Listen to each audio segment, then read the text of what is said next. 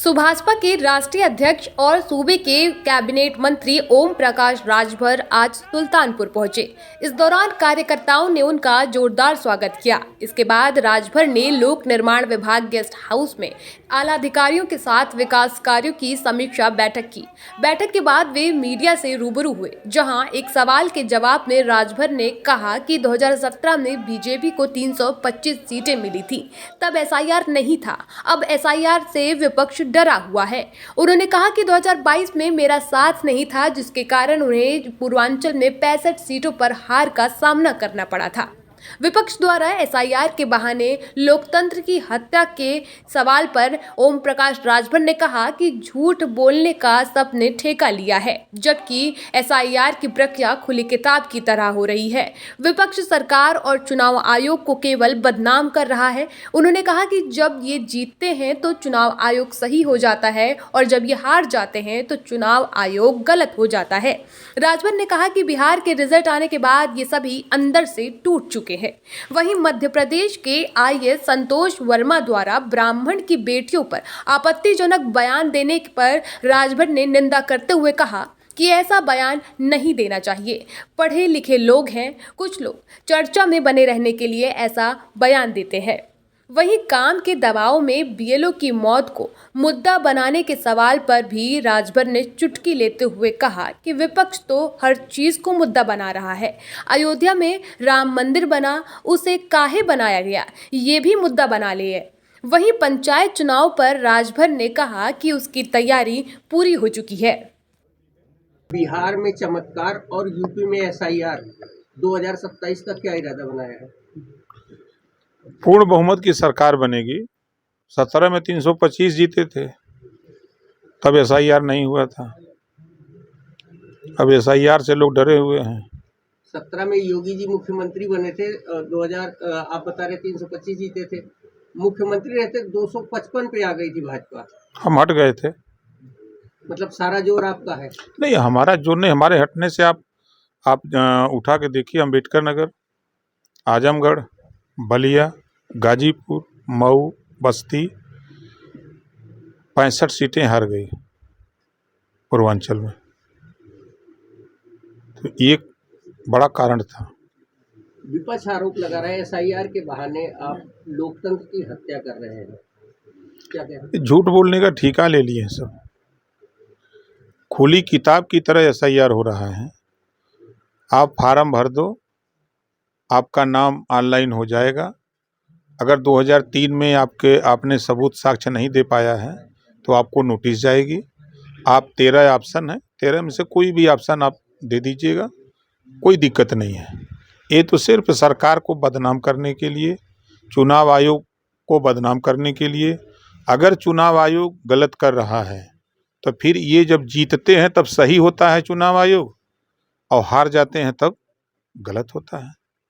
अभी से वो लोग बिहार के रिजल्ट आने के बाद से काफ़ी अंदर से वो टूट चुके हैं, सभी विपक्ष के लोग। कि वो जैसे शोले फिल्म में गब्बर सिंह ने बोला था कि तेरा क्या होगा कालिया, तो वही हाल है।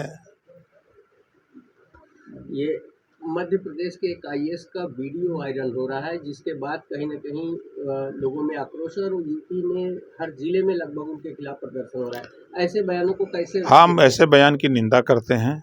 ऐसा बयान नहीं देना चाहिए। पढ़े लिखे लोग हैं, कुछ लोग हैं चर्चा में बने रहने के लिए इस तरह के बयान देते हैं। राजभर अपने संगठन के जो कार्यकर्ता हैं उनको क्या मंत्र देकर सुल्तानपुर से जाना? पहला तो जो सरकार चुनाव आयोग का अभियान चल रहा है एसआईआर, सभी लोग अपने अपने गाँवों में, अपने आसपास के गाँवों में फार्म भरवा में फार्म जमा करा दें बीएलओ के पास, वो ऑनलाइन हो जाए। दूसरा है कि जब 9 तारीख को सूची प्रकाशित होगी उसके बाद नोटिस जाएगी। ये मान के चलिए कि लगभग 33% लोगों को नोटिस जाएगी, 30% 35% के बीच में। तो उसको लग करके बीएलओ से संपर्क करके उनसे 13 जो ऑप्शन है उसमें से एक ऑप्शन जो उनके पास उपलब्ध हो वो साक्ष्य BLO तक पहुँचवावें, ये सबसे बड़ा काम है। काम के दबाव में कई BLO ने या तो आत्महत्या की है या उनके साथ कोई ऐसी घटना हुई है जिससे उनका परिवार संदिग्ध हुआ, उसको विपक्ष ने मुद्दा बनाया है।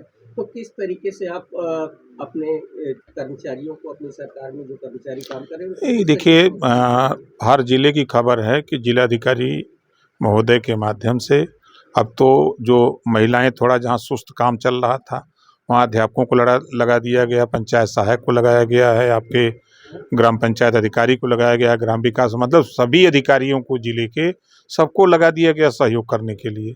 अब कोई अपनी पत्नी के दबाव में मर जाए तो कहे कि BLO रला मरी गए, तब वो के हम का करी या सरकार का करे। विपक्ष तो हर चीज़ के मुद्दा बना होता।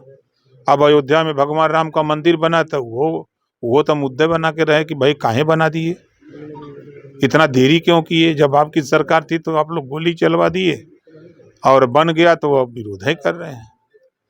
पंचायत आपका विभाग है और अगले 6 महीनों में पंचायत के बड़े चुनाव उत्तर प्रदेश में होने जा रहे हैं, क्या तैयारी है? पूरी तैयारी हो गई है, चुनाव समय पर होगा और तैयारी राज्य निर्वाचन आयोग जो पंचायत विभाग है पूरी तैयारी कर लिया है और काम प्रगति पर है। बैलेट पेपर की छपाई भी शुरू हो गई है।